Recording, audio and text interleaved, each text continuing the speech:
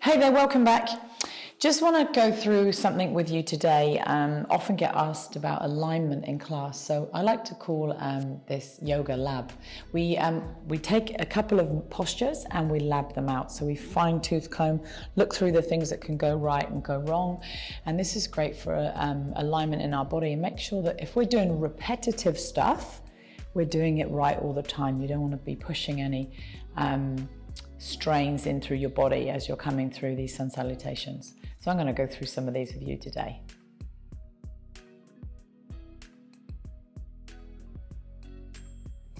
So these are the three moves that we want to come through today. Okay, this is a downward facing dog, rolling through into a plank. Okay, and then we're going to come through our knees, our toes, elbows are pulling in, and then the chest and the chin drop. And we're pushing up, and that keeps our whole body alignment in a really straight, strong position. A couple of things we can do when we're working through these is we can bring the feet too close together, and we want to land the heels. We want to get our heels down in our down dog, not always necessary, but then when you float forward to your plank, you find you've got to move your hands forward for good alignment. Okay, so what we want to do is avoid that movement. So you're going to come in, down through to the floor, hands are coming underneath you, you tuck your toes, you push up into your plank, fill up into your shoulder blades, and I'm going to show you this on a different body just shortly. Pushing the tailbone up and then dropping through the heels. See, my heels aren't down, it's perfectly fine. And then as you float forward into your plank, you don't need to shuffle your hands and feet.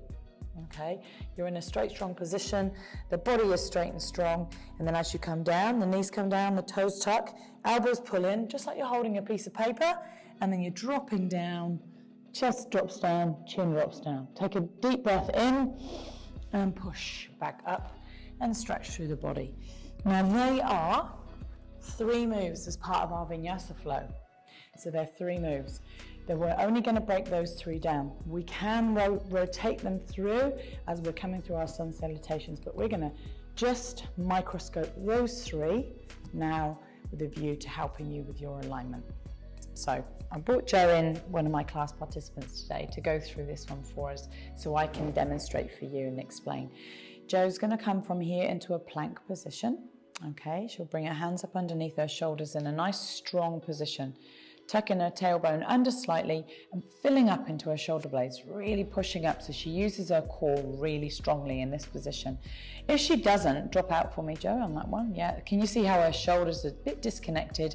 Then repetition through that will give you a few injuries. So pushing up, nice and strong, eye gaze down.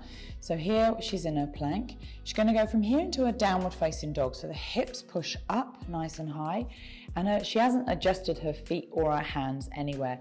Tailbone is beautiful and high, tipped up, and a whole spinal line is nice and strong all the way down. Heels aren't down on the floor, and that's perfectly fine. Sometimes I explain to people, you just got to deal with the anatomy you've been given. You might have really tight Achilles tendons, really strong, tight calf muscles, and that's okay. Okay, so we're going to float forward from here into our plank. Now, as you can see, she doesn't adjust her hands or her feet. Push up and fill up in those shoulder blades.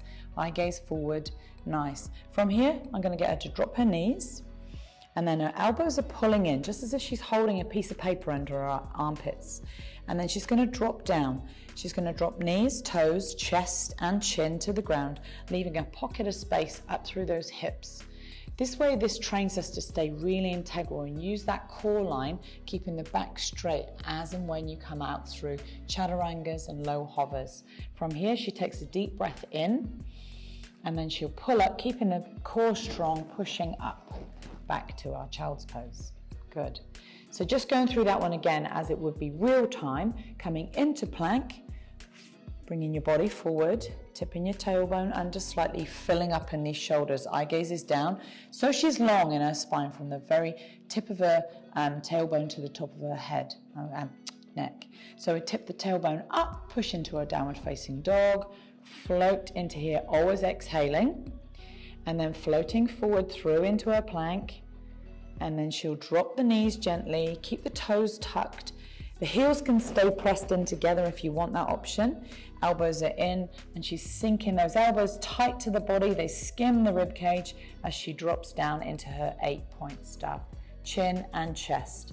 Taking a deep breath in, squeezing and pushing up, and all the way back. Good.